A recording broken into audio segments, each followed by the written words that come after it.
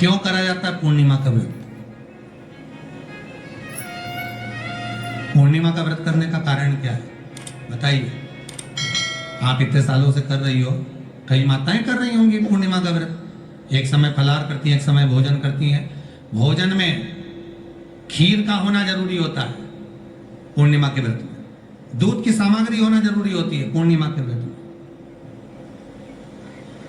12 महीने की पूर्णिमा करो मना नहीं है। और पूर्णिमा उठाने का भी समय होता है चैत्री। चैत्र के महीने की जो पूर्णिमा होती है, चैत्री पूर्णिमा पहली पूर्णिमा मानी जाती है, इसलिए चैत्री पूर्णिमा को सिद्ध पूर्णिमा कहते हैं, कार्य सिद्धात्री पूर्णिमा कहते हैं, सिद्ध करने वाली। मनोरथी पूर्णिमा कहते हैं, मनोरथी पूर्णिमा। इसलिए पूर्णिमा का व्रत कहां से उठाया जाता है? चैत्र के महीने की पूर्णिमा से पूर्णिमा का व्रत उठाया जाता है कि मैं महीने की पूर्णिमा करूंगी तो चैत्र पूर्णिमा से उसको उठा लिया जाता है। पर उसका एक नियम रहता है, आप फलाहार करें अपनी जगह पर है, पर एक समय भोजन कर रहे हैं वो अपनी जगह पर। भोजन के साथ में मीठे के साथ थोड़ा दूध की सामग्री होना जरूरी होती है। और क्यों करते हैं पूर्णिमा का व्रत? किस लिए किया जाता है, क्यों करा जाता है, उसका व्याख्यान वर्णन शिव महापुराण के अंतर्गत स्कंद पुराण में लिखा गया। स्कंद पुराण में वर्णन किया है श्री वेदव्यास जी महाराज ने।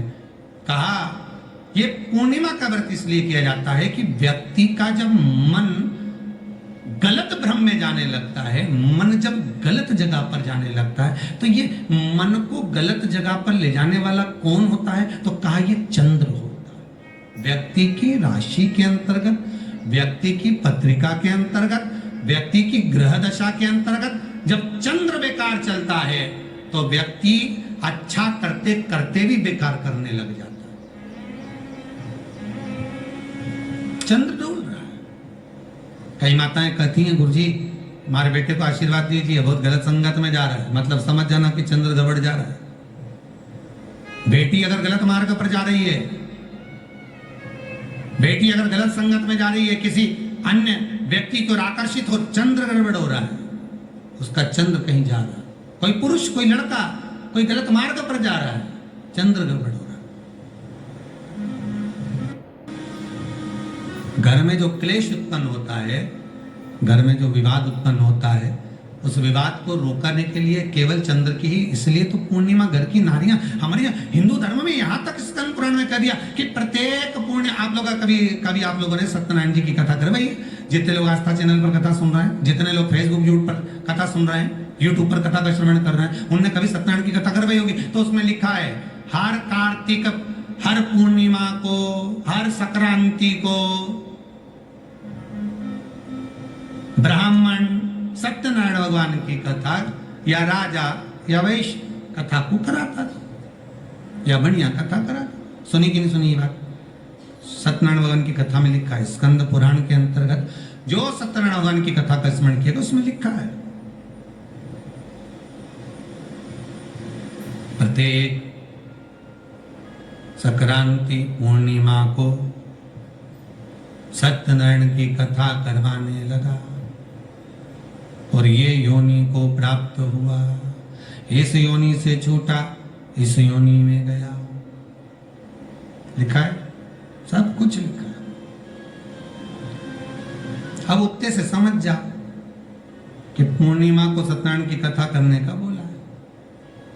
तो पूर्णिमा को सत्यनारायण की कथा का क्यों बोला? वैसे तो रोज कराओ सत्यनारायण जी की कथा, प्रतिदिन कराओ, मना नहीं है। आप क्या कोई विशेष फंक्शन है आप सत्यनारायण जी की कथा करवा, पर पूर्णिमा संक्रांति को और संक्रांति को पूर्णिमा को सत्यनारायण की कथा का स्मरण क्यों करवाया गया? क्योंकि पूर्णिमा के दिन अगर ये भगवान का व्रत रख लेगी, पूर्णिमा के दिन अगर ये खीर का प्रसाद बना लेगी, थोड़ा सा दूध की कोई सामग्री बना लेगी और भगवान को भोग लगा देगी, भले सत्यनारायण भगवान के भाव से बनाए, भले सत्यनारायण जी के निमित्तार्थ बना, पर अगर इसने सत्यनारायण भगवान के निमित्त से बना, पर पूर्णिमा के दिन अगर ये व्रत रखेगी, उपास रखेगी या कोई सामग्री बनाकर भगवान की पूजन कर लेगी, तो इसके घर में जो अशांति है वो शांति में बदल जाएगी। इसलिए कई घरों में आज भी सत्यनारायण भगवान की पूजन हर पूर्णिमा को करती है। माता किताब लेके बैठ जाती है, तुरंत उन्हें ऑफिस जाना, कहीं काम पे जाना, और तुरंत उसने जल्दी कलश रखा, कलश नहीं भी रखे तो भगवान की पूजन कर घुरा के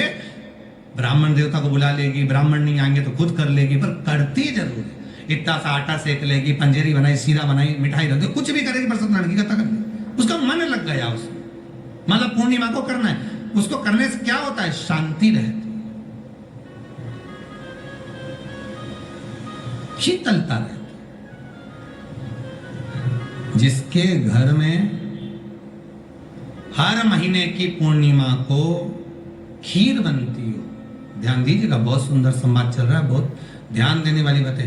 प्रत्येक महीने की पूर्णिमा को जिसके घर में दूध की सामग्री बनती हो, दूध की सामग्री तैयार होती हो, खीर प्रसाद तैयार होता हो, उसके घर में कभी क्लेश नहीं हो सकता। चाहे सास बहू एक दूसरे के सामने वो कहे ना, वो सांप और नेवले की लड़ाई क्यों ना, फिर भी शांति हो जाती है। पर प्रत्येक महीने की पूर्णिमा होना चाहिए। ये नहीं कि तुमने एक महीने की पूर्णिमा पे बना लिया और दूसरे महीने की पूर्णिमा को गायब कर दिया। फिर किसी ने कह दिया आज चूरमा तो बन रहा है, दाल बाटी तो बन रही है चूरमे के साथ में, लड्डू बन रहा है, तो काय को खीर बना रही हो? तो तुमने अब वो खीर प्रसाद।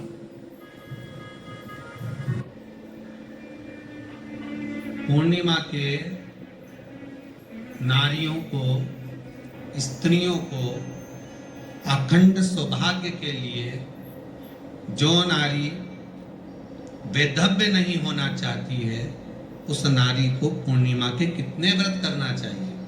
जिस नारी के यहाँ संतान नहीं हो, औलाद नहीं हो, उसको पूर्णिमा के कितने व्रत करना चाहिए? जिस नारी का पुत्र, पति बहुत बीमारी से ग्रसित हो, लग रहा हो कि ये मेरा बेटा बहुत बड़ी बीमारी में घिरा हुआ है, तो नारी को कितने व्रत करना चाहिए? स्वयं भगवान कृष्ण ने माता यशोदा को द्वापर में भी बताया है कि पूर्णिमा के 32 व्रत होते हैं। कितने व्रत होते हैं? 32।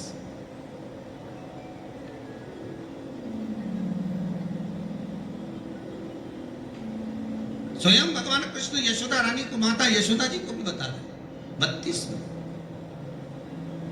अब आपको किसी ने बता दिया होगा कि 8 कर लो, 7 कर लो, 6 कर लो, 12 कर लो, इसलिए आपने बोला कि 12 कर लीजिए, 32 कर लीजिए। अरे यहाँ तो द्वापर की कथा भी करती है। यशोदा जी ने एक बार भगवान कृष्ण को रोक कर कह दिया, ए कन्हैया रुको। कन्हैया बोले बोलो माँ क्या बात है? कन्हैया जरा रुकिए, इधर आओ जरा।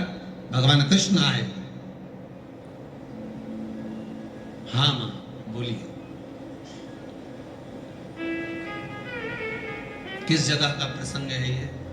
जिस समय पर राधा रानी कुरुक्षेत्र में नंद बाबा और यशोदा जी को लेकर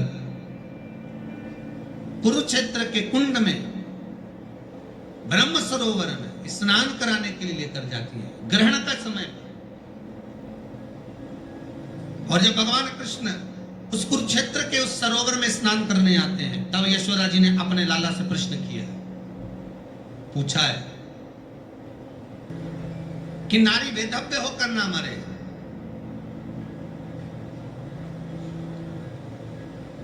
उसका पति कोई रोग से ग्रसित ना हो, उसका पुत्र किसी रोग में ना पड़े। अरे भाई कितना सुंदर संवाद लिखा है। अगर किसी माता का पुत्र मान लो किसी नशे में डूबा हुआ है, कोई नशा कर रहा है और गलत नशा है, आपको लग रहा है कि ये नशे में डूबा हुआ है, आपको लग रहा है कि ये गलत जगह पर डूब गया है, आपको लग रहा है कि मद्यपान में, मांसाहार में या अधिक गांजा आदि का जो भी नशे होते हैं, जितने भी नशे, उसमें डूब चुका है। और माँ उसको समझा रही है, तू नशे में मत डूब, तू इस काम को मत कर, तू ये गलत कर्म मत कर। माँ उसको समझा कर हार गई। तो मेरा माताओं से निवेदन है, आप उसको समझाना बंद कर दो, एक काम करना प्रारंभ कर दीजिए। हमें जो शिव महापुराण के माध्यम से शास्त्र कह रहा है कि आप 32 पूर्णिमा के व्रत प्रारंभ कर दो। उसमें करना क्या है? आपको केवल जिस दिन व्रत रहे, रात्रि के समय पर कोई भी मीठा, कुछ भी सामग्री आप चंद्र की रोशनी में, चंद्र को अर्घ देने के बाद, पूजन करने के बाद उसको रखो, और वही सामग्री जो नशा कर रहा है उसको पूर्णिमा के दूसरे दिन उसको खिलाओ। आप धीरे धीरे खिलाना चालू करेंगे, जिस नशे में वो डूबा हुआ उस नशे से वो छूटना प्रारंभ हो जाएगा। 2 पूर्णिमा व्रत करके तो देखो, तीसरे में तुम्हें जरूरत ही नहीं, धीरे धीरे आप वो छूटना प्रारंभ हो जाएगा। स्वयं भगवान कर रहे हैं। यशोदा मैया ने कन्हैया को रोक लिया कुरुक्षेत्र के उस मैदान में, और भगवान कृष्ण का दर्शन माता यशोदा जी करी। बहुत बहुत दिनों के बाद माँ को, आज माता यशोदा को लाला का दर्शन हुआ, बहुत समय के बाद, जाने के बाद, बहुत समय के बाद।